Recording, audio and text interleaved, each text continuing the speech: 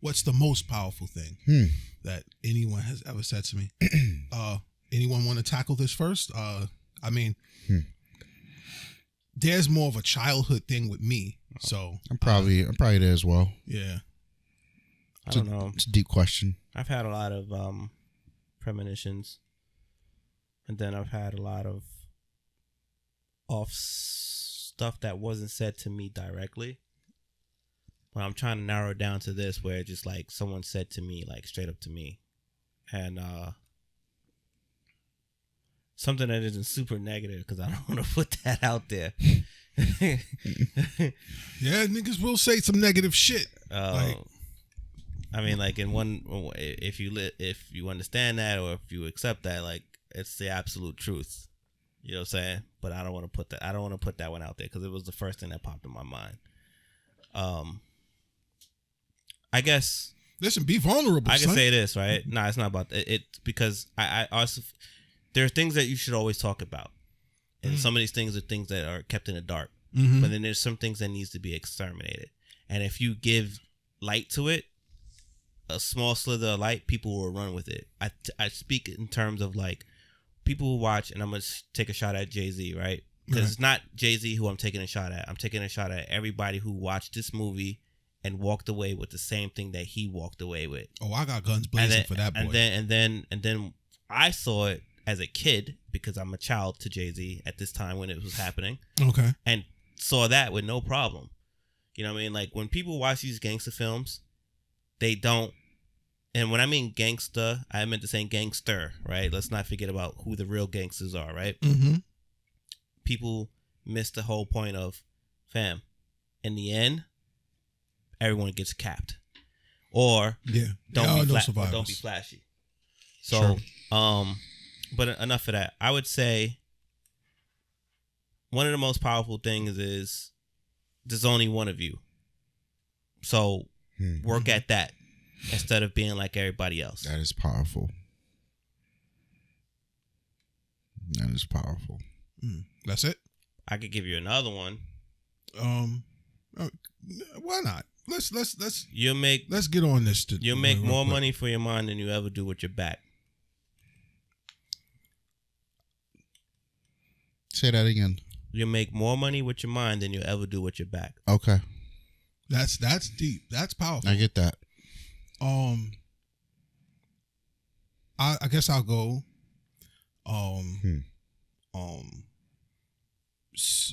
For me, and one would say that a person who may not have their dad or have had their dad in their life, a powerful statement may not come from the most positive source. However, because up until I was 30, I want to say 30, no, maybe younger, I'm not sure, I can't remember now, but up until I was 30, or so, 2006, my dad passed away. However, my dad was one of those people who would say moving things, powerful things. And one of maybe three, I'll go out on a limb because I think that maybe we got a few moments on this. So one of the things that he's ever said, and it's stuck with me as powerful, is you only live once. And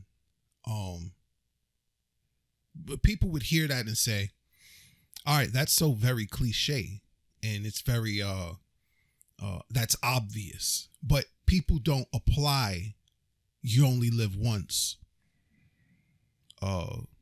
to their everyday. And as basic and cliche as it may come across or may be, and he said that to say you only live once. He was talking about, like, we were in a conversation about buying a vehicle, and at the time, you know, my bills were my bills. I had bills. I was working where I'm working currently, and I was in the middle of it. I had this bill here. I had a car note here. I didn't know if I wanted to move into another car note. And yes, it's very surface and very not as important, not as life changing as another person's something would be. But we were in the conversation and he said, you only live once, spend your money. And he didn't say be careless with your money. He said spend your money. And it meant that much more when I have conversations with a friend of mine, well, a coworker of mine. And this coworker he's about, I want to say he's like 56 now. Mm-hmm. And I mean, he's 56. He's up. He's not old, but he's up there. I get it. And he's very he's frugal, borderline cheap. He's sure. Frugal, borderline cheap. Which is okay as long as you got a goal. Right, but for him there is no finish line. There is no goal. His method is don't spend money. Don't spend money on. Keep money. And yeah. It's So just then in don't my work. possession. Yeah, but he's all for making money. He's just not all for spending money. So stay home. If you're gonna be neutral, stay the fuck home. Nah, I understand where that mentality is from. I don't. It's gonna draw the conversation out. So let's. Yeah, I know why he's like that. Oh, well, him. Well, a person could be like that, not him, because I don't know him. Well, for starters, he's a single. He's an only child. He was an only child. He's a very much grown man now, but he was an only child. That doesn't speak too much, but it does show that the ideas of a child that had no siblings may differ person to person and vastly from a person that may have had siblings. He is very cheap. I said frugal, but I want to borderline say cheap. He will not spend money on. He's single, doesn't have a significant other.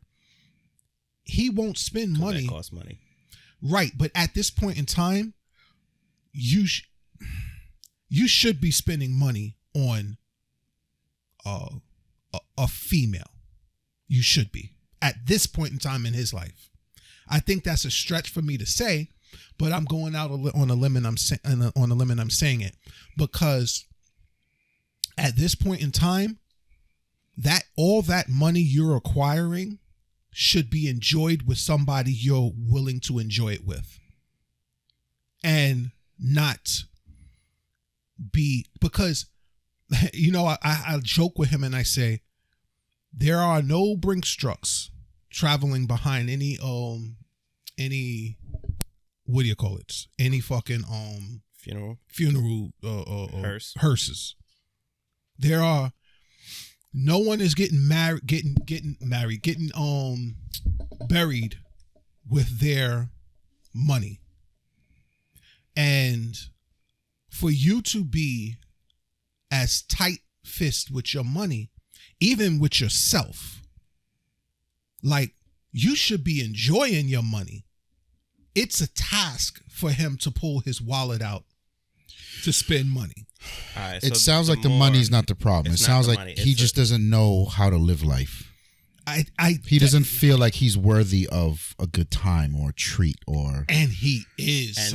And I take a different approach to that because the more you keep talking about it, and as much as I'm trying like not to get into it, yeah, for a person like him, it's clearly a childhood thing and not the single child thing. It's Can't be, because I'm a single child. I'm quite Right. the opposite. And you're like frivolous with money. But Yeah. I'm just playing. That's accurate. Yeah. So this dude, by the way, used to purchase $100 condoms, and you can ask him about that. Tweet Ramon and ask him about $100 condoms and see the response he gives you. So, this is not an analogy, but I feel like this is in the same lane. I am connected to a person that needs to have a full fridge. The fridge must be full at all times. I know where that came from. And it's only 3 people in that house. Once upon a time, there was only 3 people in that house. Right. Any decent sized New York refrigerator, right, should never be full for 3 people in the house. At all times. At all times. It's wasteful. Right. It's very wasteful, which means she'll cook, and she'll cook for the week, right? Or she'll cook for Sunday plus the week. Food goes bad. Food goes expires very quickly. If not, it's the stuff that can make it long stays in there so long that it gets bad and you can't eat it. Yeah. Because of the fear of having an empty fridge. Why was that fear? Because when they grew up, That's there how was it was. nothing in the fridge. You never know when the last meal was coming from. Another meal was coming. Yeah. You just didn't know. Yeah. And you had to make it last whatever you got. Right. So when you got the money, the first thing you went was to the store and you stocked up and you racked up and you cook it, because it may or may not expire faster that way, right, depending on what kind of food it was. Right. So what I'm hearing from your friend or your coworker rather was they probably grew up in an environment to where this was their reality as a child, or it was passed down to them to like, yo, yeah, you can go have the nice house, the car, the watch, this, that, and the third, and then boom, you no longer have a job. How are you going to pay rent? Sure. Or boom, you get a medical bill that your team won't cover. Is this person American? Questionably Haitian. I can't substantiate that right now. That He's comes from definitely country. That comes from a very we had an offhand comment that there's a ton of shit we can trace back to slavery. Yeah. Right. This is for sure one of them. It's survival. You work without knowing why to work, because as slaves, fam, yeah, you ain't got no goal, just work. Yeah, your purpose in life is to you work. Get up and work, and that's it. And some people, along with what Snow is saying, you don't know where the next meal's coming from. Some people, like, they don't know what they're doing. They're going left or coming, but they do know that they just have to work. Can we call that a slave mentality? No. No, because slave mentality has a very negative connotation to it. No, but there's other reasons for undefined. This. It's an institutionally activated mechanism. If any of that makes sense. You know what I mean? But there's other parts other than slavery too, because there's people who've probably never seen slavery that will have that. It's a PTSD. It is a form of PTSD. Yeah, very real form of PTSD. That much I can say. In line with the statement that my dad made, it is a type of PTSD that I feel he's suffering from. And by the way, there's a balance. Yeah. Because there's your colleague on one spectrum, and then there's the hip hop Negroes on the other spectrum. Careless hip hop Negroes. Right? There's get this BMW, get this Gucci, nothing in the savings. Yeah. Yeah. You know what I mean? There should be a balance. You got to be somewhere in between there. You got to live your life, and you got to have money for a rainy day. Yeah. I definitely feel like he has both. What the fuck was that? I don't know. Yeah. So, okay. Oh, they're fucking okay. engines. You had another. One thing I probably would say more, and as I don't want to be too long winded, but more powerful than that was he said, if you don't want to, and to add a picture to words, I must have been. Oh man, I was a teenager, maybe between 15 and 17, and maybe younger. And okay, that's an engine. He said we're driving down son, all day with that. We were driving down Bedford Avenue, and we arrive at Bedford and Atlantic. Got it. So you know what's over there. Yep. And this was me. I was probably fucking up in school. And he drove me down there. We just went for a drive, and he went past there. And he took me to another shelter that I didn't really know was around there. And he said, if you don't want to end up like them, start doing right. Sure. And it's a very visual cue. Yeah, that it was more visual than it was literal or philosophic, but it was definitely real. That was the realest. That was probably the realest thing he could have said to me at that age. He didn't really. He showed me. Yeah. Showed me, because when you understand what's standing around that shelter, what at that time, it's not that prevalent now. Driving past that shelter, but at that time, you could not drive or walk past that shelter without someone saying, brother, can I? It still happens. Yeah, it's still there. Yeah, but it's not as frequent. I would say where that's the most closest to that right now is what is that? East New York? No, what's that? There's one in Bushwick somewhere as well. It's in. I'm picturing it right now, but I can't remember. Eastern Parkway, between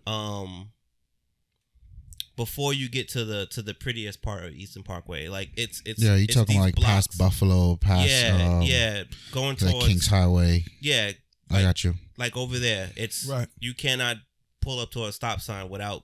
Yeah, it's really. Remember those projects, those high rises that they tore down over there? Yeah. Yes. That was so eerie. They were up for like 2 or 3 years. They were up for longer than that. Those are the ones off of Eastern Parkway. I'd say by St. Mark's. Yeah. Going up that block. That was so eerie to look at. Up the hill. Yeah. They were like what, 25, 26 floors. Yeah. Just nothing. But they were abandoned. Abandoned. Yep. Well, there were people in there, but it just as. He was just like my dad was one of those people who would say certain things, and some of the shit he said is like, I stop watching so much TV. And other shit he say is like, I know you got that from TV, but it applies right now. Sure. You know what I'm saying? And coming from him, balance. It's him saying this, and it's not coming from somebody, even a friend. It's not coming from your homeboy's pops or your homeboy's uncle. It's coming from your father. Sure. And then it's like it sets a little bit, weighs a little bit more heavy than it hearing it from someone else's parent. Absolutely. So, absolutely. Yeah. I think I only have 2. One's indirect. I probably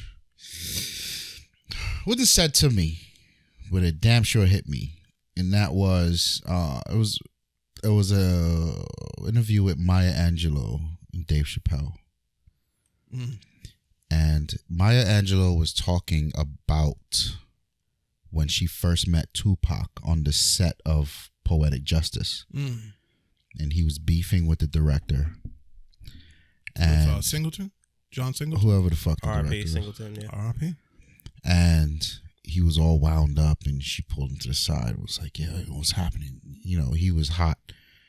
And she just said, black man, do you understand how important you are? And he was there, yeah, but these motherfuckers, she was like, no. Black man, do you understand how important you are? I was like, damn, son, that's heavy. Yeah, that's heavy. That's when you scale it back and peel away the layers, it's very heavy, because the average black man, and knowing and seeing, coming from where I'm coming from and seeing what I see day in and day out. Yeah, black they don't man, understand. You don't understand how important they don't understand, son. and it's scary because you guys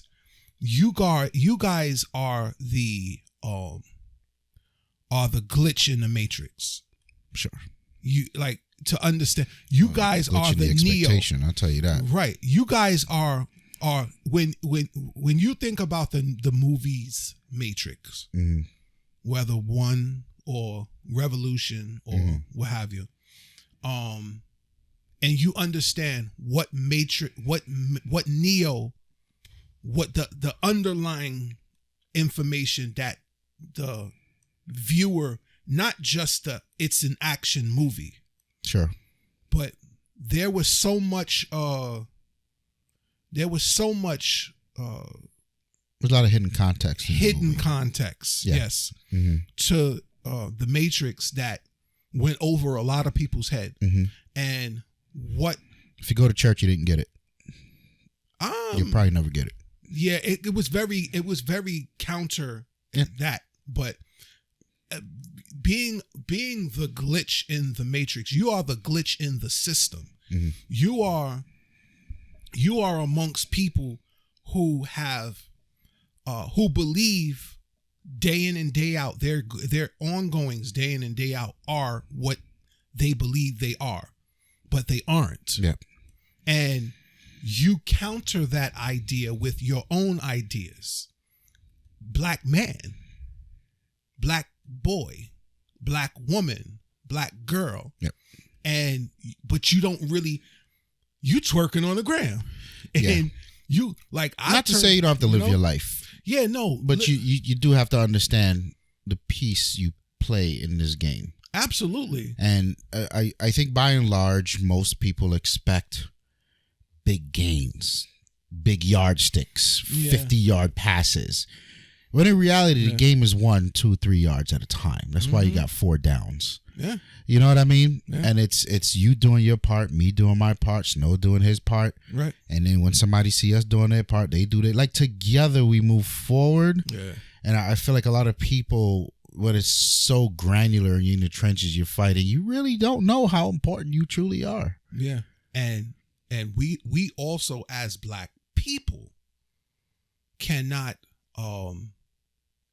be the intrusive germ, the intrusive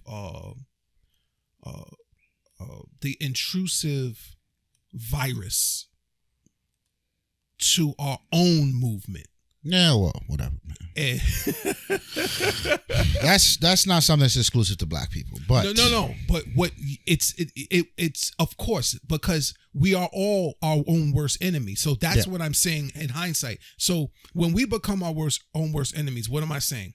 I'm saying when we are moving for a cause and we believe that we start to gravitate to the foolishness, for lack of a better term. When I say we become a virus within our own movement, that means we are associating ourselves with the bullshit. We're talking about, like, when we speak to a subject like Kanye West, all right, and we allow our personal feelings to get in the way of what it is that he is attempting.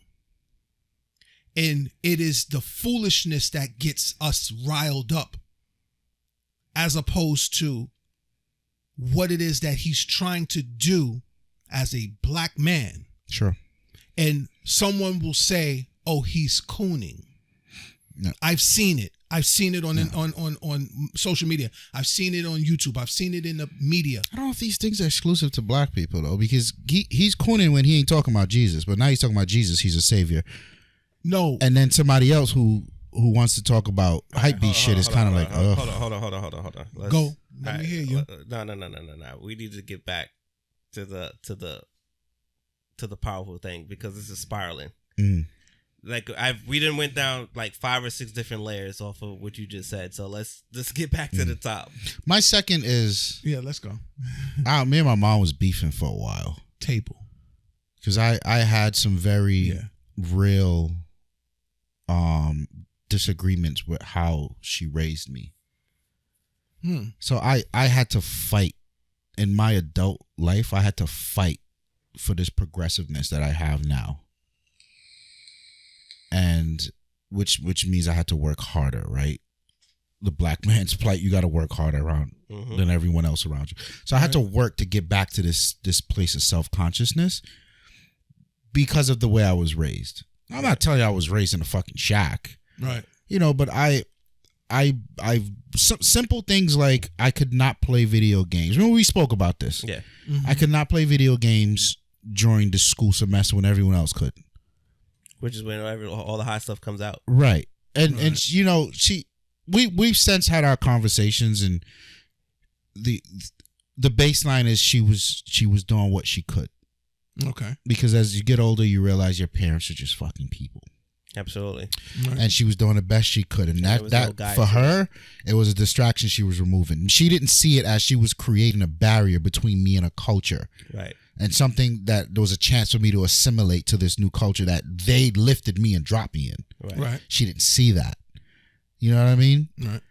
The way you're chastised as a Caribbean child. And like these things were like very harmful to me. And which I go back and I look at it was very toxic. And so for a while I didn't have a great relationship with my mom. And one day I was coming off of work and she just called me like crying on the phone. I was like, the fuck's going on? She was like, why you don't love me no more? I was like, what the fuck does that mean? Like I was totally blindsided by it because I was very standoffish to my mom. As much as I love my mom, and I feel like a lot of people aren't willing to do what I did.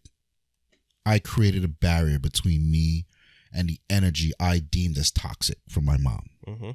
Right? Okay. People do it a lot of people, like it's hard to do. Yeah. It's very hard to do. Like I don't want your influence. I don't care who you are. And that served me well in my relationships in life, right? Like motherfuckers be like, how you just get rid of like, fam, you walked off that ledge. You don't have to bring me. In fact, you won't bring me with you. It's a type of compartmentalization. It is. But when she, that shit just wildly fucking derailed me. So we started getting into the conversation, and she just the one thing it was like a 4-hour conversation. I'm having downstairs in the apartment outside. I'll never forget. It was a spring day. Okay. After work, tired as fuck, and I was just like, "Where's this coming from?" And she said, "Everything I've ever done in this world, I did for you." Yeah. That shit shattered my fucking world. Yeah. Right? Because it kind of didn't matter how she did it, because I'm still here and who I am today. Yeah. Right. There's an argument to be made that it was successful, whether I liked it or not. Yeah. And I had to pull that back. Yeah. Yeah. You know what I mean? Absolutely. I had to remove that wall because she's human and she was doing what she could, how she could. Yeah. So we have when I say we, my siblings are having, actually all of the siblings are having this thing with our multiple parental figures. One of them comes up on a topic of like, ownership, buying a house, why you ain't buy a house, this, that, and the third. I'm one of the oldest, but I'm a middle, right? And my answer for that is very simple for them, why they don't own a home.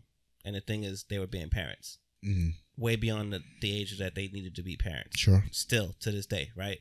So you can't do that with a bunch of people who cost you money. That's number one. Yeah. Number two is, fam, you think it's just as easy as buying a home because you have money. There are things that go with that you are not prepared to deal with. And you don't know what that is until you get that home. Yep. And when you do that, it's very easy to say, well, he never or she never taught me about this. She never taught me about that. Pass blame. The part of that is Fam, they taught you what they could teach you. Right. Absolutely. And they didn't never not say it to us because they did tell us, yo, all y'all should pull your money and get a place together. Right. Now, did they go through the lessons of doing it? No, but they said it. And that was us not rising up to that challenge. That's okay because that's the extent that they can say it. That's what they could say. That's You all know they what could I mean? say. You only know what you know. Right. And everything else is basically Right. what's in that brain of yours to like tell you something that they don't know about. But they don't know how to go about it, but at least they seeded it with you. They at least know this is a route where you should. Everything they've ever done for us, everything they've ever done while we existed with them was for us. Yeah. Period. And that's the thing I think you don't, a lot of people don't get woken up into that until they figure it out later. Yeah. So, I mean, there's kids out here right now that don't know they walk around as if they've been given up on because they went through foster care or lived with grandma or something like that, which is another, is undocumented foster care, right? Mm-hmm. Fam, they had to do that because they thought that with them, you would do much worse. Yeah, exactly. Yeah, so that shattered my shell. Mm-hmm. Definitely one of the most powerful things someone's ever said to me.